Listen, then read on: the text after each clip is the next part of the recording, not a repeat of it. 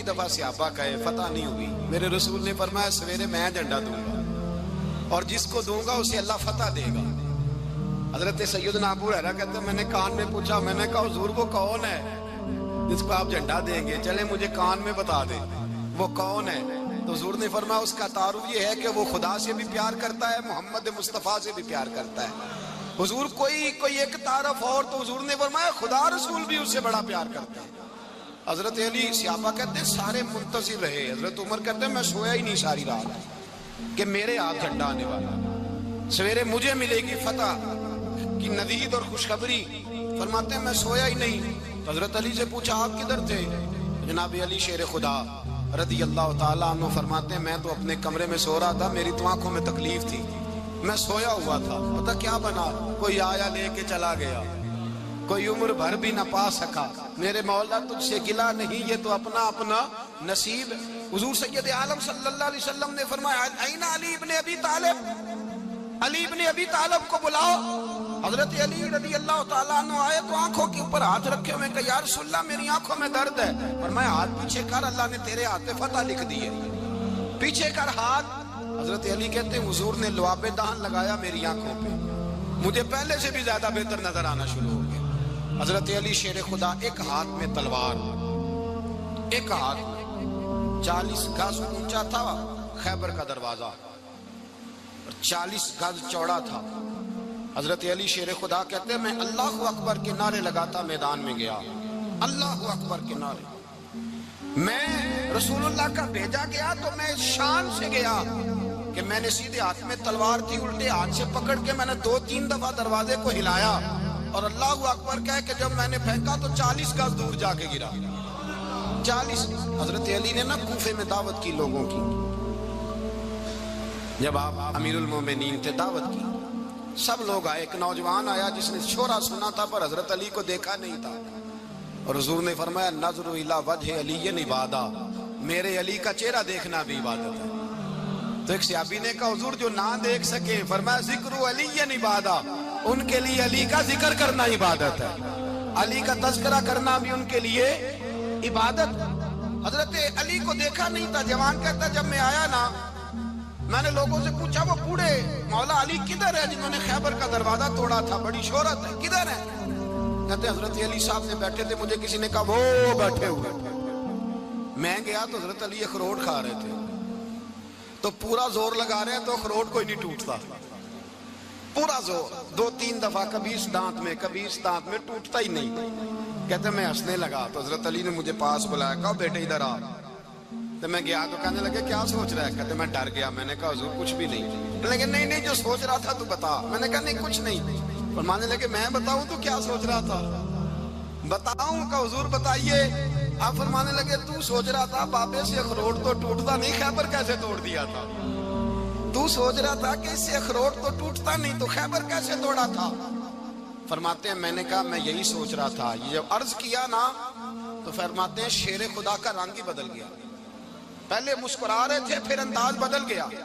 उन्होंने अपने मुंह से वो जो अखरोट लगा था झाड़ा, हाथ मुंह झाड़े, इमामा सीधा किया और फरमाते शेर खुदा बन के बैठ गए। कहने लगे बेटे अखरोट को छोड़, कोई खैबर आ तो ला, मैं अभी भी तोड़ने को तैयार हूं।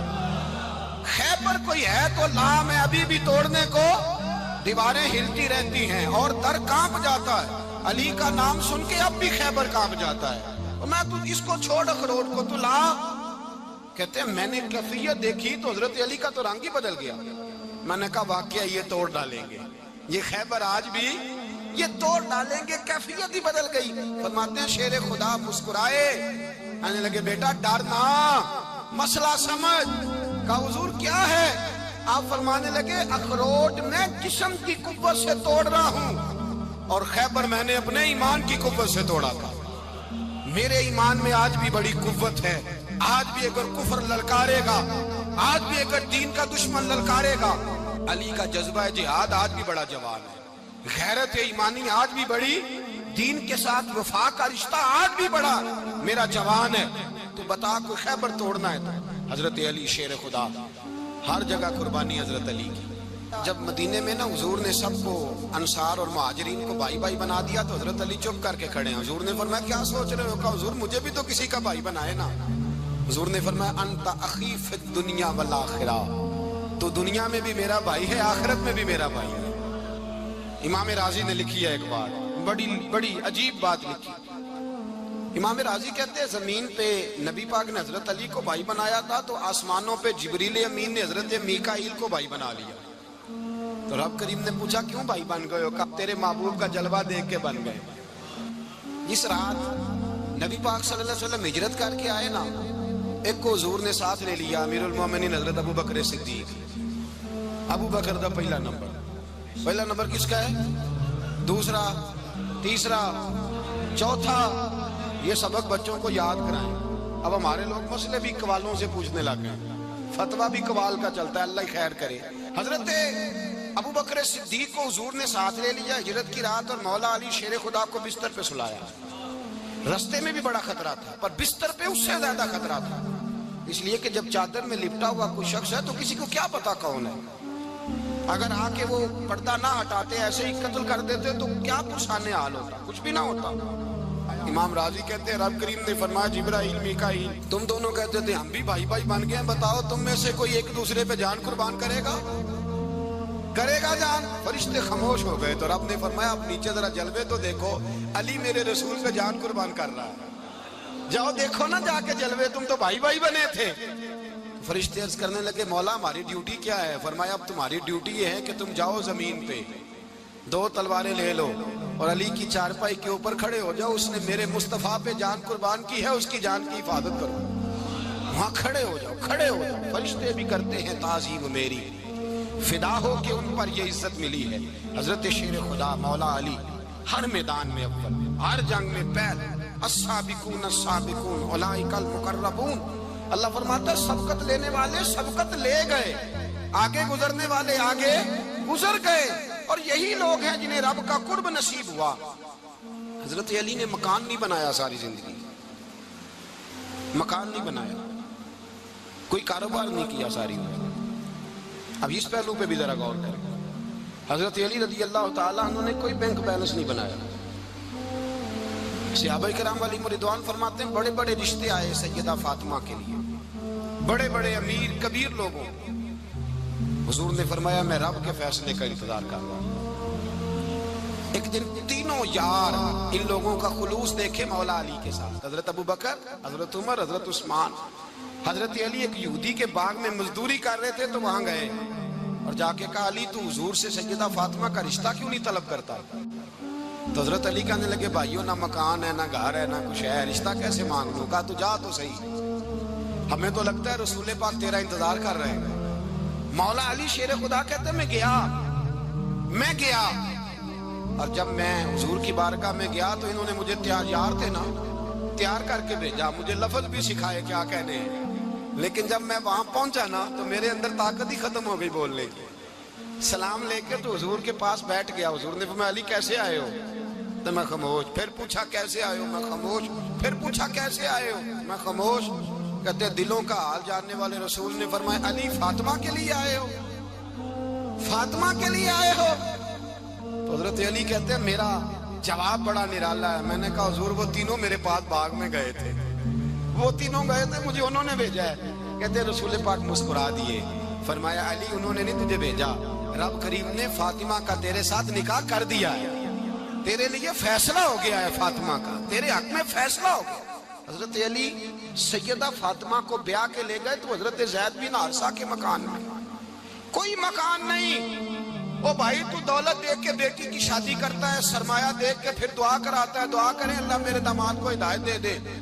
میرے رسول نے بیٹی کی شادی کی تقوی دیکھ کے، پرہیزگاری دیکھ کے، دینداری دیکھ کے اس شخص کو بیٹی دی جو السابقون السابقون کے درجے میں شامل، جو ان الذین آمنوا وعملوا الصالحات اولئک هم خیر البریہ کے درجے میں شامل، ان کو اپنی بیٹی دی.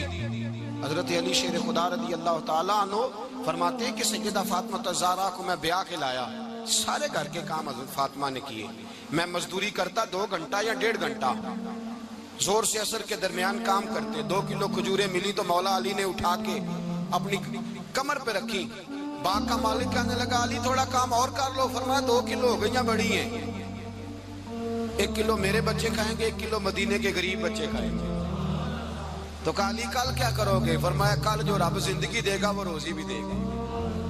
تو بندہ مشورہ دینے لگا. مشورہ بھی ہوتا ہے نا قریب سے, مشوروں والے بھی بڑی خرابی کرتے ہیں اللہ ماشاءاللہ. کہا علی جائز پیسے تو کٹھے کر لینے چاہیے, کیا حرج ہے, جائز کٹھے کر لیں. تو شیر خدا نے ایک جملہ کہا پر شیروں جیسا کہہ دیا. حضرت علی فرمانے لگے مال حرام ہو تو عذاب ہوتا ہے, حلال ہو تو حساب ہوتا ہے. لہذا نہ میں عذاب والا کام کرتا ہوں نہ حساب والا کام کرتا ہوں, میں کٹھے ہی نہیں کرتا. نہ بندہ عذاب کے چکر میں پڑے نہ عذاب کے چکر میں پڑے, میں اس رستے جاتا ہی نہیں. مولا کائنات شیر خدا. اور بھائی حضرت سیدنا ابو ہریرہ رضی اللہ تعالیٰ عنہ فرماتے ہیں میں جب اس بات کو یاد کرتا ہوں تو آج بھی رو پڑتا ہوں. کون سی بات؟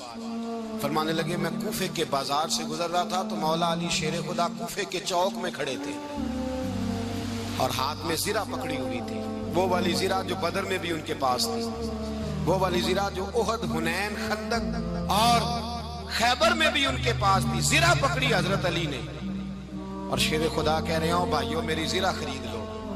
میری زرہ, امیر المومنین ہے اس وقت, امیر وقت ہے, بادشاہ ہے, کوفے کے بازار میں, او بھائی میری زرہ خرید لو. یہ بڑی نسبت والی ہے, بدر, احد, حنین میں میرے ساتھ رہی. اور شیر خدا فرماتے کیا ہیں؟ فرماتے ہیں جب علی نے یہ لفظ کہے تو میری چیخیں نکل گئی. حضرت علی فرمانے لگے اگر میرے پاس نیا طامت خریدنے کے پیسے ہوتے تو میں اسے کبھی نہ بیچتا. نیا طامت خریدنے کے پیسے ہوتے تو میں کبھی نہ بیچتا. حضرت علی رضی اللہ تعالیٰ عنہ نے وہ زندگی گزاری, با پردہ, پرہیزگاری, درویشی, سادگی, ساری زندگی کسی کا شکایت